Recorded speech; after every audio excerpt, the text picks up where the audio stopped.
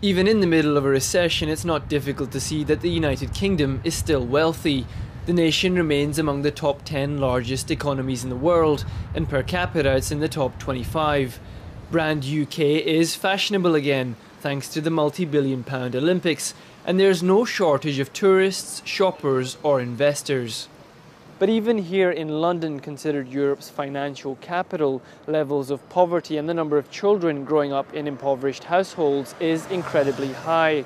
Almost a third of all children in London are living below the poverty line, and across the UK, those numbers are rising. With a total population of 62 million, the most recent figures show that 3.5 million children are growing up in poverty, and 1.6 million are facing severe poverty in Britain. A study by the British charity Save the Children has found that more than half of families in poverty are cutting back on food. Almost a third of families have nothing left to cut back on, and 1 in 4 parents say they sometimes skip meals themselves in order to feed their children. Children see that their parents are stressed and worrying about money. Children are aware of their parents going without.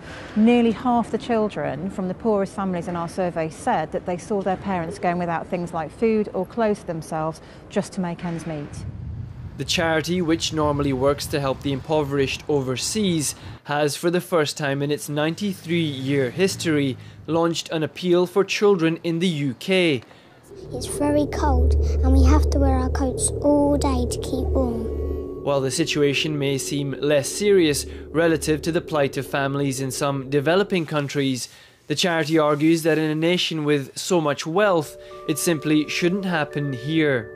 Some children go without a hot meal every day, some children go without the right shoes or without a decent winter coat for school. And these are things that actually build up and have a strong impact on children growing up. Studies showed that the majority of children in poverty are from working families. While food and fuel prices have soared, wages have remained static. In London, that's been compounded by rising housing costs. For the first time in this country, apart from the late 1970s, since the Second World War, real wages are declining. And at the same time, there's a massive growth of part-time working, zero-hour contracts, and so the actual pay that people are receiving and the conditions under which they work are being squeezed in the labour market in a way that they haven't been probably since the Second World War. June and Josh Wing live with their family in East London, just a few miles from where the lavish 2012 Olympics were held. Things changed for them when June became seriously ill 2 years ago. She's currently undergoing chemotherapy for cancer, and her husband Josh has been forced to leave his job to look after her and the children. The family has now joined the growing ranks of households across Britain struggling to make ends meet, whether in work, out of work, or unable to work. The impact on the household budget has meant cutting back on everything, to the point where the parents are even now cutting back on food. I would feed the kids and I'll make sure there's enough for my husband, but I will say, no, I'm not hungry, I'll make up some excuses because there's not enough for me. And you do that during the week and that as well, don't you? With lunches and things like that, you'll go with that. Do they know that you're going without? The eldest one does, Emma. She'll say, what about you? So it's all right, we'll eat later, we'll have something later, we'll just get your kids sorted out, get you into the bed, and we'll have ours later. My boy goes to me, my eldest boy, he says, Ryan, he turns around and says to me, is there enough milk for me to have a glass of milk or for me to have a milkshake, Mum? And I feel awful because at the end of the day, I should be able to provide for my children, whether or not I'm on benefits or not. You know, I'm ill. We have to apologise and say, sorry mate, not today. The family do receive some welfare benefits, but after years of paying into the welfare state, they feel the government simply isn't doing enough to support people in their position who've now fallen on hard times. If I could get up and go to work, believe you me, I would. If my husband could, he would. I need him here. I need him to care for me. You've paid into it. Struggling. Before I had children, I was working full time. I paid my taxes. I paid my national insurance. Now, all I'm asking is for a bit of help.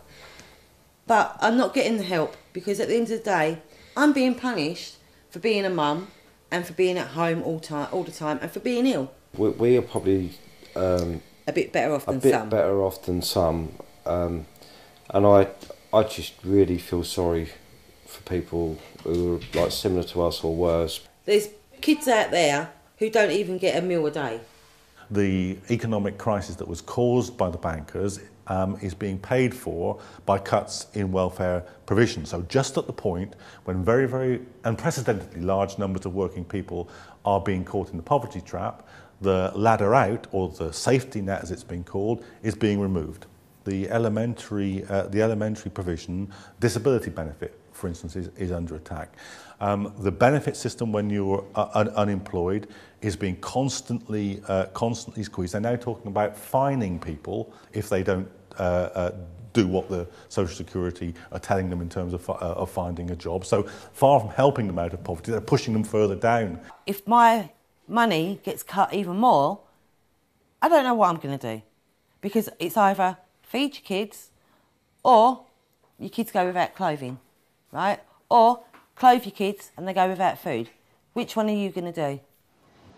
Today, amid recession and welfare reform, many in severe poverty are turning to charities in their desperation.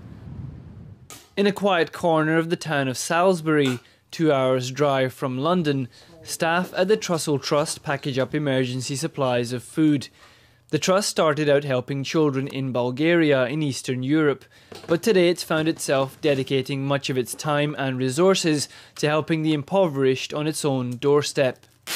We give out a minimum of 3 days emergency food to local people who've hit a crisis. That's men, women, children. We're seeing working families coming to us, people who have been made redundant, people whose hours have been cut, who have been self-employed and gone from having 7 contracts to 2, and it's meant that they literally cannot afford to put food on the table. And a third of everyone we feed in a year are children. The Trust has helped to set up 250 food banks across Britain. They operate on food donated by members of the public and are run by local communities. In the past year, they've seen a 100% rise in the number of people seeking help. Poverty in the UK is often quite hidden.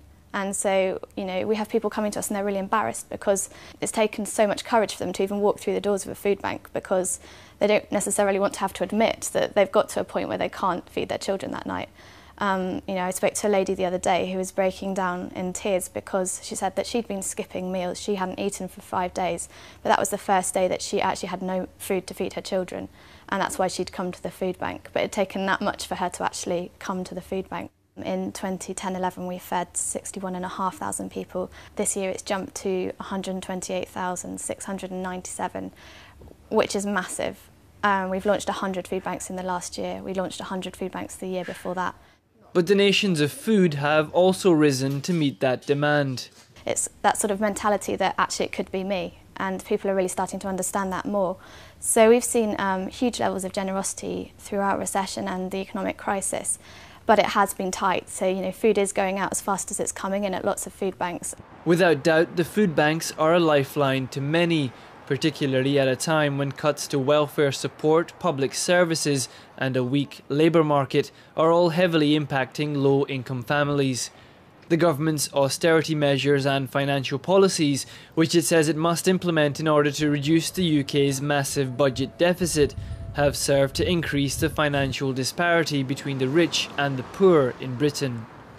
Since March 2009, the UK government, through the Bank of England, has printed £375 billion of new money to help prop up the economy. That's helped the top 10% get richer by raising the value of shares and bonds.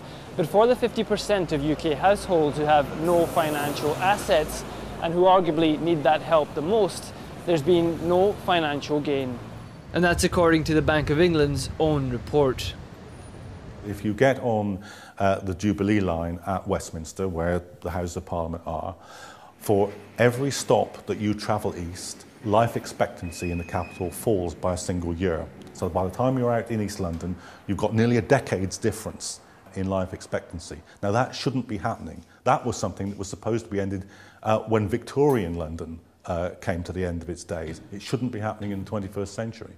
In London and elsewhere, actually, the gap between the rich and the poor is now greater than it was when Charles Dickens was writing Hard Times. 25 years, a generation now of neoliberal economics, begun in the late 1970s, first by the Labour government under Jim Callaghan, then by Margaret Thatcher. The Wall Street, greed is good economy. This is the result of it. We always said that it would be, and this, after 25 years, is where we've got to. So the whole story that we were told about trickle down, about rebooting the economy, about everybody will benefit, that is now standing exposed as a gross lie. Families like the Wings may not be particularly interested in politics, but they are acutely aware of what they see as the government's misplaced priorities. How can they justify bailing out all these banks? They need to relook at all the priorities, because I don't think many people will think that war and the Olympics are a priority. I think children in your own backyard should come above everyone else. I think it's becoming like to the old days again, where you have to steal a loaf of bread to get by. Save the Children says the government needs to encourage more employers to pay a living wage, provide extra childcare support to help parents trying to get into work, and protect the poorest and most disadvantaged from further cuts. The government has restated its commitment to eradicating child poverty, while critics of Save the Children have accused it of seeking publicity and playing politics against the coalition government. But for the moment, the charity predicts a further 400,000 British children will fall into the poverty trap by 2015. Hassan Ghani for The Real News, London.